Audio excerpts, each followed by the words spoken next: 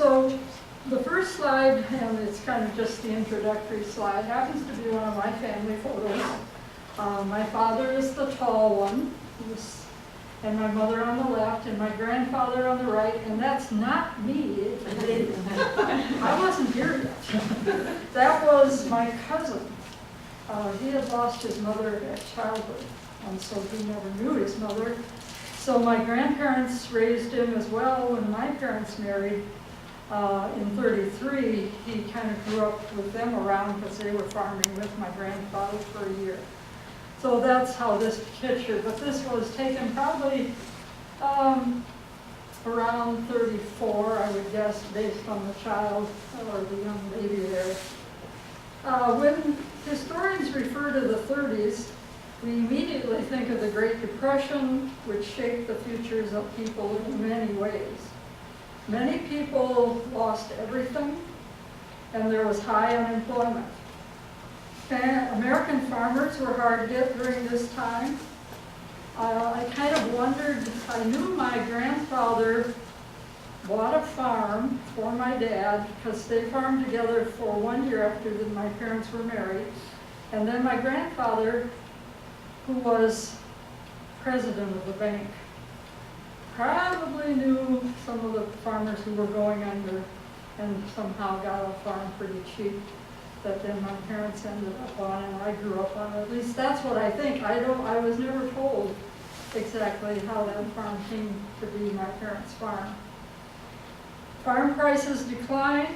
The price of a bushel of corn fell to 8 to 10 cents. So farmers weren't making a lot. Next slide, Richard. During the Depression, there were people who were out of work, didn't have money to even buy food, and this is kind of the big city picture, standing in line just to get coffee and donuts. Moving on to the 1940s. Well, we know what happened in the 40s. World War II. By the time the U.S. emerged from the Depression, Europe and much of Asia were already at war. The daily lives of our ancestors changed radically once the U.S. entered the war, and clothing changes were just one of them. Men in large numbers were going off to fight in the war, and women's roles were changing too.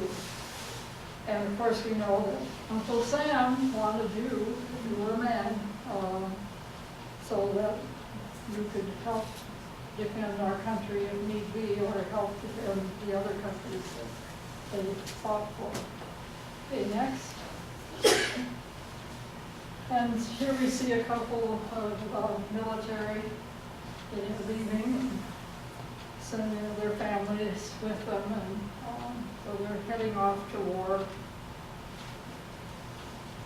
Oh, next slide. This is another one of those special photographs that was taken. Only this is in the 40s, but it was still taken by, I think, the WPA. This shows again an example of what kind of living conditions. Here they have, you see, they have brown paper pegs for insulation back to the walls. Sometimes it was newspaper. They just lined the hollow room with newspaper. And again, the feed sack dresses, especially the two reddish ones. Waste of anything, including materials used for clothing and accessories, was to be avoided. The mantra, repair, reuse, redo, don't throw away of the 30s, just continued.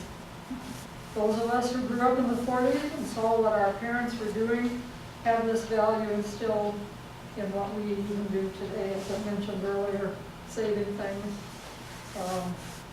I don't like to throw things away, but I'm at the point now where I've got to get rid of some things. And I have a husband that's been a saver too, so he's good. So how did wartime affect what we and our ancestors wore in the 40s? War production devoured cotton, silk, nylon, wool, leather, and rubber, leaving little for civilian use. Have any of you heard of the L-85 restrictions? These were issued by the War Production Board. They were required by the clothing manufacturers to follow. Exempt from these restrictions, and I'll give you examples in a minute, were wedding gowns, maternity wear, infant or children aged up to age 4, religious vestments, burial shrouds, the sale of second-hand apparel for women over 5'7". Didn't have to follow that, but I don't know if manufacturers really didn't pay any attention. Or if you had physical deformities, and of course the military didn't have to follow those restrictions.